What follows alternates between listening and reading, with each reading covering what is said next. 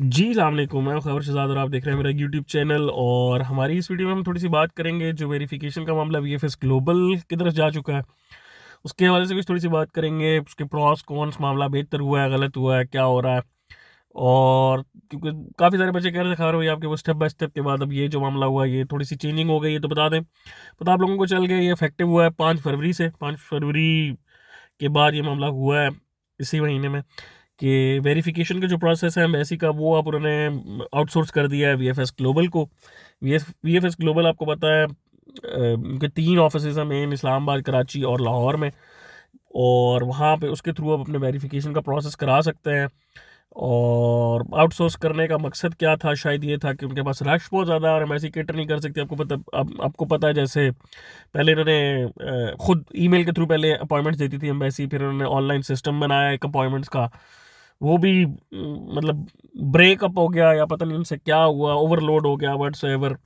लोगों ने 2-2 appointments book कराई, बड़े मसाइल हुए, फिर उन्होंने वो भी मैनेज नहीं हुआ, फिर उसको ख़त्म करके वापस अपने पुराने प्रोसीजर पे आए कि जी आपने ईमेल के थ्रू ही अपॉइंटमेंट लेनी है वेरिफिकेशन की। तो अब उसके बाद इन्होंने जो एडवांसमेंट की है वो ये है कि वीएफएस ग्लोबल के थ्रू आप अपनी वेरिफिकेशन की अपॉइंटमेंट ले सकते हैं। वेरिफिकेशन क्योंकि प्रोसेस सबसे मेन प्रोसेस है, उसके लिए वेरिफिकेशन अब आप वीएफएस ग्लोबल से करा सकते हैं। ये अच्छा है बुरा है इसके बारे में बात करते हैं, लेकिन जो वीएफएस ग्लोबल का अपना इसमें जो चेंज हुआ है वो चेंज तो सिर्फ ये है कि 28,600 वेरिफिकेशन की जो फीस है वो तो इट रिमेन्स द सेम।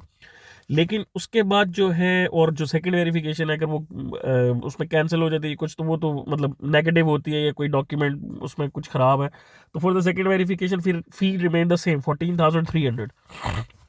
अच्छा, अब इसमें एक चीज़ जो ऐड हो गई है वो ये हो गया है कि जी वीएफएस ग्लोबल अपनी फीस चार्ज करता है। वो हो गई है 42 अकॉर्डिंग टू उनके अपने पेज 4,242 रुपये। तो वो मतलब 4,242 वो वीएफएस ग्लोबल की अपनी फ़ी है, प्रोसेसिंग फ़ी जिन्होंने लिखी है पर एडल्ट। और ये वीज़ा सर्विस है, उनकी सर्विस फ़ी है, मतलब फॉर द वेरिफिकेशन उन्होंने अपनी ये फीस लेनी है। तो अब ये बच्चों पे एक इजाफी बोझ डला है थोड़ा वीएफएस ग्लोबल का। अब और इसमें क्या मामला है, तो और इसमें क्या मामला है, तो लिखा जी the applicant has to identify himself herself with a passport ID a copy of which is to be included in the application together with the necessary contact details. मतलब वीएफएस ग्लोबल का ये मामला थोड़ा बेहतर है कि वो अपना जो उनका मैकेनिज्म है थोड़ा बेहतर है, अपना उनका कॉन्टैक्ट डिटेल्स वाला है और सारा कुछ, तो वो आपकी पासपोर्ट आईडी लेते हैं। मतलब इट्स नॉर्मल, आपको पहले भी लेके जानी होती थी। और जो पावर ऑफ अटॉर्नी वाला मामला है वो वैसे ही है, अगर आप पाकिस्तान में मौजूद नहीं है तो आप किसी को पावर ऑफ अटॉर्नी दे के या समथिंग वेरिफिकेशन वाला मामला कर सकते हैं। उसमें कोई चीज़ नहीं हुई, उसमें कोई चेंज नहीं हुई। और उसके बाद जो डॉक्यूमेंट्स अब आपको ओरिजिनल में प्रेजेंट करने हैं ताकि उसको चेक करके आपको वापस करेंगे, और जो है कॉपी अपने पास रख लेंगे जैसे वो पहले वैसे ही कर रहे हैं। और उन्होंने कहा जी no ordinary photocopies will be accepted for verification, only certified true copies by the national authorities. One set of photocopies of the original documents required to be provided at time of submission. तो ये एक अच्छा चक्कर है, only certified true copies. तो मतलब आपको अब कॉपी जो है वो भी सर्टिफाई करके लेके जाएंगे, लेकिन चले पाकिस्तान में ये काम मुश्किल नहीं है, कोई भी उसको सर्टिफाई आप करा सकते हैं गेजेटेड ऑफिसर से। अच्छा, उसके बाद डिप्लोमाज और डिग्री जो है वो मिनिस्ट्री ऑफ फॉरेन ऑफिस से चाहिए, और मतलब मिनिस्ट्री ऑफ फॉरेन ऑफिस से चाहिए, हायर एजुकेशन से भी चाहिए एंड ऑल सारा कुछ। वो बाकी प्रोसेस रिमेन्स द सेम, सिर्फ बच्चों में फीस का काफ़ी बोझ आया जो 4,300 है। उसके अलावा फीस ग्लोबल क्या लेता है वो मुझे पता नहीं। अब इसमें वेरिफिकेशन का ये मामला कि पहले तो ये बात ये कि एक अच्छा स्टेप है, ये बुरा स्टेप है, मेरे हिसाब से तो ये एक बहुत बुरा स्टेप है।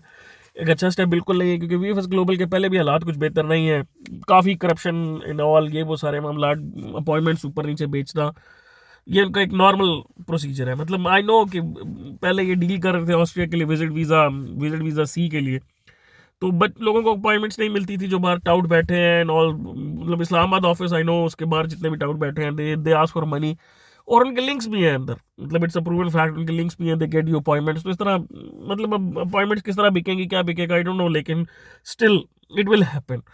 तो मेरे हिसाब से it's not a good process, ये एक अच्छा काम नहीं हुआ। लेकिन ठीक है, हम ऐसी ओवरलोड है, क्या करें, हम ऐसी भी बेचारी बच्चे बहुत ज़्यादा उसकी तरफ रुख कर रहे हैं। और उसके अलावा वीएफएस ग्लोबल ओवरऑल ठीक है। अब डॉक्यूमेंट लीगलाइजेशन का क्या बनेगा, अभी तक जैसे जैसे लोगों की कुछ अपडेट आएंगी मैं अपडेट करूंगा। मेरे हिसाब से लीगलाइजेशन तो अभी एम्बेसी खुद ही करेगी, उसमें कोई चेंज नहीं होगा, मतलब वैसे अपने स्टिकर एंड ऑल सारा कुछ वो खुद ही करेगी। Verification means verification reports are there, क्योंकि कुछ लोगों ने जिन्होंने सबमिट कराया वीएफएस ग्लोबल के थ्रू, ये भी कराएंगे, उनके भी वेरिफिकेशन की रिपोर्ट्स आई नहीं है। जैसे ही वेरिफिकेशन की रिपोर्ट्स आएंगी तो फिर पता लगेगा what will happen with the legalisation. वो हम ऐसी खुद करेगी कि या वो भी आउटसोर्स कर देगी। अभी तक तो लीगलाइजेशन को आउटसोर्स करने की अभी तक कोई खबर नहीं है, अभी तक सिर्फ वेरिफिकेशन को ही आउटसोर्स करने की खबर है। तो जैसे जैसे ये मामला इवॉल्व होगा फिर हम इसके बारे में बात करेंगे इंशाल्लाह कि कैसा चल रहा है अपॉइंटमेंट्स। अभी तो लोग जो हैं वो कह रहे हैं जी अपॉइंटमेंट स्लॉट्स कोई अवेलेबल नहीं है, ये बहुत दूर की अवेलेबल है, एट द टाइम खुलता है कुछ स्लॉट्स, कुछ लोग मिलती हैं उनको कुछ आगे पीछे। तो मेरे हिसाब से इट्स ओवरऑल अच्छा प्रोसेस नहीं है, लेकिन अब चेंजेस यही हो गए हैं। बाकी ओवरऑल प्रोसेस जो है इट रिमेन्स द सेम। जो और कुछ अपडेट्स हैं इंशाल्लाह नेक्स्ट वीडियो में बात करूंगा जल्दी। तो thank you so much for watching. अल्लाह हाफिज़।